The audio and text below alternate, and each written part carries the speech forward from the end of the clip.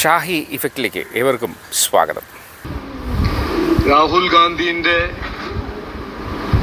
ഈ ഇലക്ഷൻ്റെ ഭാഗമായി അദ്ദേഹത്തിൻ്റെ ഒരു ആദ്യത്തെ രാഷ്ട്രീയ നാടകം അല്ലെങ്കിൽ ഭരണ നാടകം നമ്മളെല്ലാവരും ഇന്നലെ കണ്ടു. ടെക്നോ പാർക്കിൽ അദ്ദേഹം പോയി കുറച്ച് കാര്യങ്ങൾ അവിടെ പറഞ്ഞു. പിന്നെ കോൺഗ്രസിൻ്റെ ഒരു 5 പോയിന്റിൻ്റെ വാഗ്ദാനങ്ങൾ, അത് ഇന്ദിരാ ഗ്യാരണ്ടി എന്ന പേരിൽ അദ്ദേഹം അവിടെ പ്രഖ്യാപിച്ചു. ഇതിനെക്കുറിച്ച് ഒരു ചർച്ച നടക്കണം. നമ്മളെല്ലാവരും ഇത് പരിശോധിക്കണം. കോൺഗ്രസ് പാർട്ടീൻ്റെ രാഹുൽ ഗാന്ധി ഏറ്റെടുത്ത് കഴിഞ്ഞിട്ട് കോൺഗ്രസ് പാർട്ടീൻ്റെ രാഷ്ട്രീയം ഒരു വാഗ്ദാനത്തിൻ്റെ രാഷ്ട്രീയമാണ്, ഒരു ഫേക്ക് പ്രോമിസസിൻ്റെ രാഷ്ട്രീയമാണ്. ഇപ്പോൾ ഇത് കേരളത്തിൽ നടക്കുന്നത് ആദ്യമായിട്ടല്ല കോൺഗ്രസ് ചെയ്യുന്നത്. അവർ ബീഹാറിൽ ചെയ്തു, മഹാരാഷ്ട്രയിൽ ചെയ്തു, ഡൽഹിയിൽ ചെയ്തു, 2024 ലോക്സഭ ഇലക്ഷനിൽ ചെയ്തു, ഹിമാചൽ പ്രദേശിൽ ചെയ്തു, തെലങ്കാനയിൽ ചെയ്തു, കർണാടകയിൽ ചെയ്തു. പക്ഷെ ഇന്ന് അതൊന്ന് പരിശോധിക്കണം. ഞാൻ പറഞ്ഞല്ലോ, ഈ ഇലക്ഷനിൽ ഏത് പൊളിറ്റിക്കൽ പാർട്ടിയാണെങ്കിൽ വെറുതെ പറഞ്ഞു ഓടിപ്പോവാൻ ഞങ്ങൾ സമ്മതിക്കില്ല. നിങ്ങൾക്കൊരു കാഴ്ചപ്പാട്, നാടിനെ നന്നാക്കാനോ നാടിന് ജനങ്ങളെ പ്രശ്നങ്ങൾ പരിഹരിക്കാനോ ഒരു കാഴ്ചപ്പാടോ ഐഡിയ ഉണ്ടെങ്കിൽ അതിനെക്കുറിച്ച് ചർച്ച ചെയ്യണം. വെറുതെ ഒരു വാഗ്ദാനം ജനങ്ങളെ വിഡ്ഢിയാക്കുന്ന രീതിയിൽ, പഴയ രീതിയിൽ നിങ്ങളെ മുമ്പോട്ട് കൊണ്ടുപോകാൻ ഞങ്ങൾ സമ്മതിക്കില്ല. അപ്പോൾ രാഹുൽ ഗാന്ധിൻ്റെ കോൺഗ്രസ് പാർട്ടിൻ്റെ ട്രാക്ക് റെക്കോർഡ് എന്താണെന്ന് നമ്മളൊന്ന് ഇന്ന് പരിശോധിക്കണം, പഠിക്കണം. രാഹുൽ ഗാന്ധിന്റെ കോൺഗ്രസ് ഭരിക്കുന്ന തെലങ്കാനയിൽ ഇന്ന് എന്താണ് സ്ഥിതി? ജനങ്ങൾ വിശ്വസിച്ചു, അവർക്കൊരു അവസരം കൊടുത്തു, അവരുടെ വാഗ്ദാനങ്ങളെല്ലാം വിശ്വസിച്ച് ഒരു അവസരം കൊടുത്തു. തെലങ്കാനയുടെ മുഖ്യമന്ത്രി പറയുന്നു,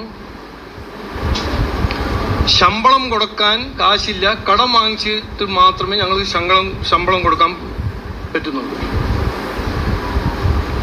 തെലങ്കാന സർക്കാർ ഫാം ലോൺ വേവർ പ്രഖ്യാപിക്കുന്നു. പക്ഷെ അവിടുത്തെ കർഷകർക്കൊന്നും കാശ് കിട്ടുന്നില്ല. തെലങ്കാന സർക്കാരിന്റെ ഫൈനാൻസ് ഡിപ്പാർട്ട്മെന്റ് ലോൺ വേവറിന് കാശ് എവിടുന്ന് കിട്ടും എന്ന് അവർക്ക് അത് കിട്ടുന്നില്ല. എങ്ങനെയാണ് അത് റേസ് ചെയ്യേണ്ടതെന്ന് അവർക്ക് തന്നെ അറിയില്ല.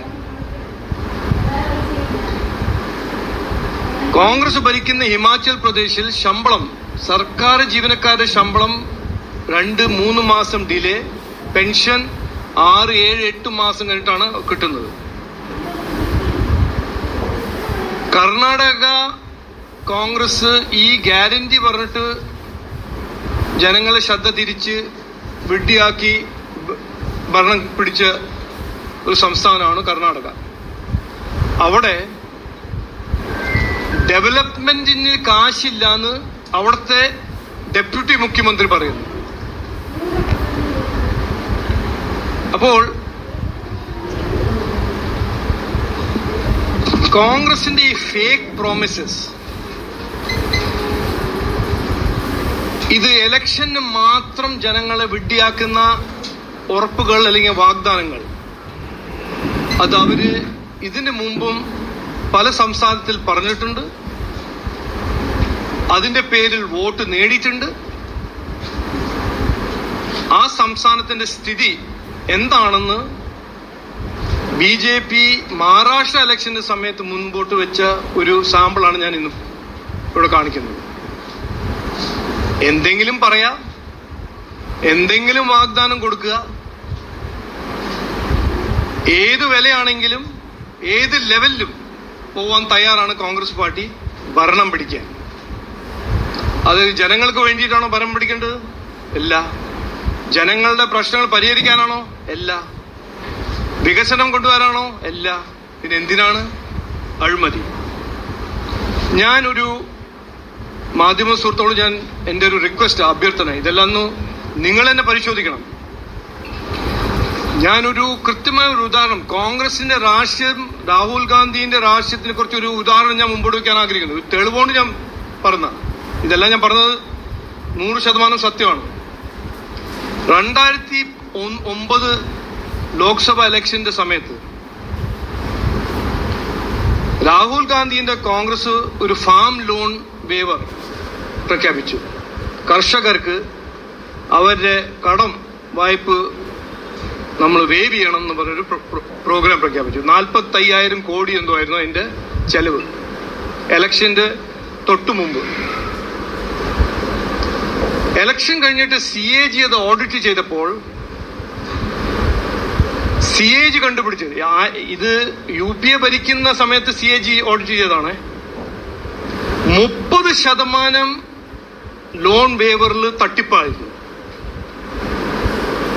അപ്പൊ പാവങ്ങളുടെ പേരില് പദ്ധതികളും പ്രോഗ്രാമും പ്രഖ്യാപിക്കുന്ന കോൺഗ്രസ് പാർട്ടി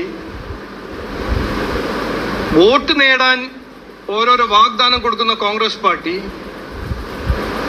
ഇത് ചെയ്യുന്നത് എന്തിനാണെന്ന് ചോദിച്ചാൽ അഴിമതിക്ക് വേണ്ടിയിട്ടാണ് ചെയ്യുന്നത്. പിന്നെ മറ്റൊരു ഉദാഹരണം, രാഹുൽ ഗാന്ധി. ഇത് രാഹുൽ ഗാന്ധി ആണല്ലോ അവരുടെ hero, star, ideological mentor, economic visionary. ലോക്സഭയുടെ സമയത്ത് അദ്ദേഹം പറഞ്ഞു, ഒരു കോൺഗ്രസ് ഒരു കട്ടാക്കട്ട് പ്രോഗ്രാം നടത്തി. മഹിളകൾ അത് എൻറോൾ ചെയ്താൽ, ഒരു ഫോം എല്ലാം ഡിസ്ട്രിബ്യൂട്ട് ചെയ്തു. മഹിളകൾ അത് എൻറോൾ ചെയ്താൽ അവർക്ക് എല്ലാ മാസം ഒരു ഗ്യാരണ്ടീഡ് എമൗണ്ട് കിട്ടും. അപ്പോൾ ഇലക്ഷന് മുമ്പ് ആൾക്കാർ ആയിരക്കണക്കിന് ലൈനിൽ നിന്നു, ഫോം ഫില്ല് ചെയ്തു. എലക്ഷൻ വന്നു, എലക്ഷൻ പോയി, റിസൾട്ട് വന്നു, ഇലക്ഷൻ മുമ്പോട്ട് പോയപ്പോൾ ആർക്കും ഒരു നയാ പൈസ കിട്ടിയില്ല. അപ്പൊ കോൺഗ്രസ് പാർട്ടിയും രാഹുൽ ഗാന്ധിയുടെ കോൺഗ്രസ് പാർട്ടി അവരെ പ്രധാനപ്പെട്ട ഒരു കാൽക്കുലേഷൻ എന്ന് പറഞ്ഞാൽ, പാവങ്ങളെ ശ്രദ്ധ തിരിച്ച് പാവങ്ങളുടെ മുമ്പിൽ പോയി ഓരോരോ കാര്യം പറഞ്ഞ് അവരുടെ വോട്ട് നേടി എലക്ഷൻ കഴിഞ്ഞിട്ട് കയ്യും വിട്ട് വഞ്ചിക്കാണ് കോൺഗ്രസിന്റെ രാഷ്ട്രീയം. ഇതൊരു മറ്റൊരു ഉദാഹരണം ഞാൻ പറഞ്ഞുതരാം. ഈ കോൺഗ്രസ് പാർട്ടിയാണ് 1970s-ലും 80s-ലും ഗരീബി ഹട്ടാവോ എന്ന് പറഞ്ഞ് വാഗ്ദാനം കൊടുത്ത് എത്രയോ കൊല്ലം ഭരിച്ചത്. ഗരീബി എവിടെയും പോയില്ല. കോൺഗ്രസിന്റെ അടുപ്പുള്ള ബിസിനസ്മാനിന്റെ കാശും അവരുടെ വെൽത്ത് വർദ്ധിച്ചു. അപ്പോ ഇതൊരു പഴയ രീതിയാണ് കോൺഗ്രസിന്റെ. പാവങ്ങളെ പറ്റിക്കുക, പൊട്ടന്മാരാക്കുക, എന്തെങ്കിലും പറയാം ഇലക്ഷന്റെ സമയത്ത്. പക്ഷേ കർണാടകയിൽ നടന്നു, തെലങ്കാനയിൽ നടന്നു, ഹിമാചൽ പ്രദേശിൽ നടന്നു. അത് കഴിഞ്ഞിട്ട് ഒരു ഒറ്റ ഇലക്ഷൻ അത് നടന്നിട്ടില്ല. കാരണം ജനങ്ങൾക്ക് മനസ്സിലായിട്ടുണ്ട് ഇത് നുണയാണ്. ഇത് ഇവർക്ക് ഒരു ആത്മാർത്ഥമായ സത്യസന്ധയോടെ രീതി ഇംപ്ലിമെന്റ് ചെയ്യാൻ ഒരു താല്പര്യമില്ല മാത്രമല്ല, ഇത് കഴിയില്ല. അത് ഒരു വശം. രണ്ടാമത്തെ പോയിന്റ്, ഇതിനെക്കുറിച്ച് തന്നെ പറയാൻ ഞാൻ ആഗ്രഹിക്കുന്നത്, നമ്മളിപ്പോ എലക്ഷൻ ഈ ചർച്ച ചെയ്യുന്നത് കേരളത്തിന്റെ ഇലക്ഷനെ കുറിച്ചാണ്. ഇത് മഹാരാഷ്ട്രയല്ല, ഇത് മറ്റ് ഒരു ഇക്കണോമിക്കലി സ്ട്രോങ് സ്റ്റേറ്റ് അല്ല. ഇന്ന് ഈ കേരളത്തിന്റെ സ്ഥിതി എന്താണെന്ന് നമ്മളെല്ലാവരും ഒന്ന് മനസ്സിലാക്കണം.